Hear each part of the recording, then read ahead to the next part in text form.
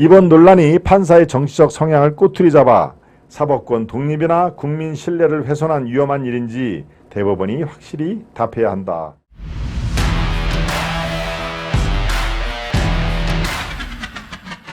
정진석의 징역 6개월, 이 판결이 가지고 있는 실체적 진실은 무엇이냐? 실체적 진실, 이거를 오늘 제가 갖고 온 칼럼에서 한번 다뤄보겠습니다.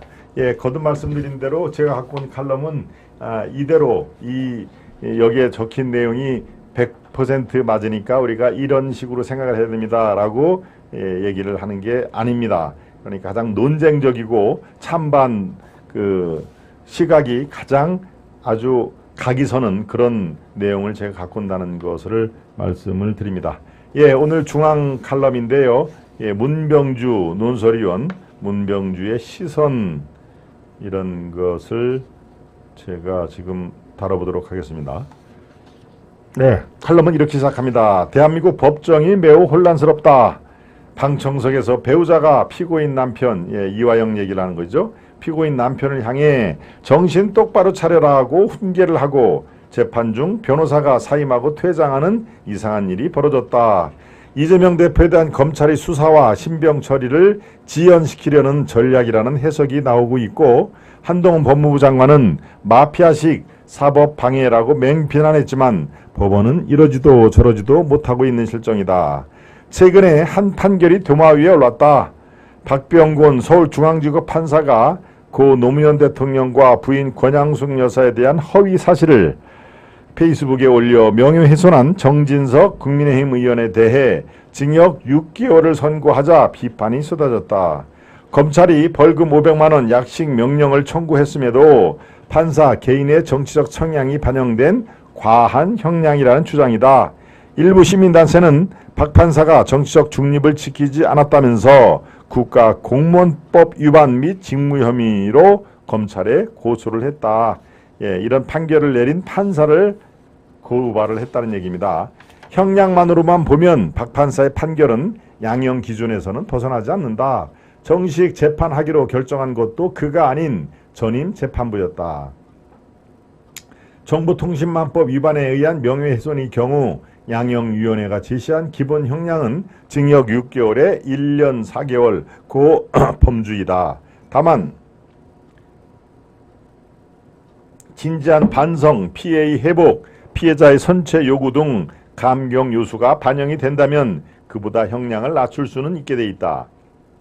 판결문상 이런 내용은 거의 반영되지 않는다. 피해자 측이 엄벌을 주장한 측면이 커 보인다. 징역 6개월, 정진석에게 징역 6개월을 선고한 이유는 37페이지에 걸쳐 조목조목 기술됐다. 박 판사는 부부싸움 끝에 권 씨는 가출하고 그날 밤 혼자 남은 노 대통령이 스스로 목숨을 끊은 사건이라는 정진석의 페이스북 내용이 사실이 아니라는 근거로 사저의 폐쇄회로 CCTV 영상과 경호처 소속 경호원 또 경찰서 조사 결과 권 여사의 진실 등을 제시를 했다. 정 의원이 게시글의 근거를 제대로 대지 못한 점까지 더해 부부싸움과 권 여사의 가출을 거짓 사실로 결론을 내린 것이다. 여기에 글이 올려진 2017년 9월 6년 전이죠. 이미 서거한 노 전 대통령과 권양숙 여사를 완전한 사적 인물로 간주하고 글의 내용도 공적 관심사가 아니었다고 판단을 했다.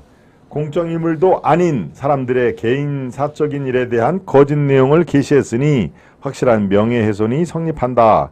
잘 맞춰진 논리이다. 곧 박 판사에 대한 신상 털기가 시작이 됐다. 이를 예상하듯이 박 판사가 법조인들의 신상 명세가 기록된 한국 법조인 대관 등재 정보 삭제를 요청했다는 사실도 알려졌다. 또 올 3월 정진석 의원 사건 재판부를 맡은 이후 SNS 게시글을 지운 것으로 나타났다. 그럼에도 그 이전 글들은 정치적 판결을 했다는 주장의 근거가 됐다. 현 여권 정치 세력에 대한 반감, 법조계의 좌경화를 꾀한다는 학창시절의 글은 그렇다고 치더라도 판사 임용 이후 올린 정치적 성향의 글이 문제가 됐다. 승패는 언제나 있을 수가 있다. 피를 흘릴지언정 눈물은 흘리지 않는다. 요거는 2021년 4월에 서울시장 선거 후에 이 박 판사가 남긴 글입니다. 이틀 정도 소주 한잔하고 울분을 터뜨리고 절망도 하고 슬퍼도 했다가 사흘 때부터는 일어나야 한다. 이거는 지난 대통령 선거 때 이재명이 패배를 했죠. 진 후에 바로 이렇게 이틀 정도 소주 한잔하고 울분을 터뜨리고 절망도 했다. 예, 계속 칼럼은 이어가겠습니다. 형량의 경중보다 크게 아쉬운 건 이런 글을 올렸으면서도 정진석 재판을 진행한 박 판사의 처신이었다. 노 대통령의 지지자로서 중립적인 판결을 내리기 어려웠다면 박 판사 스스로 재판을 회피했어야 한다는 식의 비판을 예상하지는 못했을까? 형사소송법 제24조에는 재판에 불공정 우려가 있다고 판단할 때 재판관이 스스로 재판을 맞지 않는 회피 제도를 규정하고 있다. 이를 박 판사가 몰랐을까? 예, 몰랐을 리가 있나요? 네. 박 판사의 판결이 정치적일 수 있다는 문제가 제기되자 서울중앙지법은 즉각 반발을 했다. SNS 활동만으로 법관의 정치적인 성향을 단정짓는 것은 매우 위험하다면서 헌법이 보장하는 사법권 독립이나 재판 절차에 대한 국민 신뢰를 크게 훼손할 수 있다고 판시를 했다. 논란이 커지자 이번엔 대법원이 나섰다. 박 판사가 실제 게시글을 작성한 것이 맞는지 어떤 이유인지 따져보겠다고 했다. 법관 윤리 강령은 법관의 선거운동 등 정치적 중립성을 해치는 활동을 금하고 있다. 대법원 공직자윤리위원회는 법관의 SNS 사용 시 공정한 재판에 영향을 미칠 우려를 야기할 수 있는 외관을 만들지 않도록 신중하게 처신해야 한다고 권고한 바 있다. 이번 논란이 판사의 정치적 성향을 꼬투리 잡아 사법권 독립이나 국민 신뢰를 훼손한 위험한 일인지 대법원이 확실히 답해야 한다. 예, 대법원에게 주문하는 말로 마무리를 했는데요. 네, 이번 논란이 판사의 정치적 성향을 꼬투리 잡아 사법권 독립이나 국민 신뢰를 훼손한 위험한 일인지 대법원이 이번에는 확실히 답을 내놔야 한다. 여러분의 생각은 어떻습니까? 그래서 정진석 징역 6개월을 때린 박 판사의 실체적인 진실에 대해서 알아봤습니다.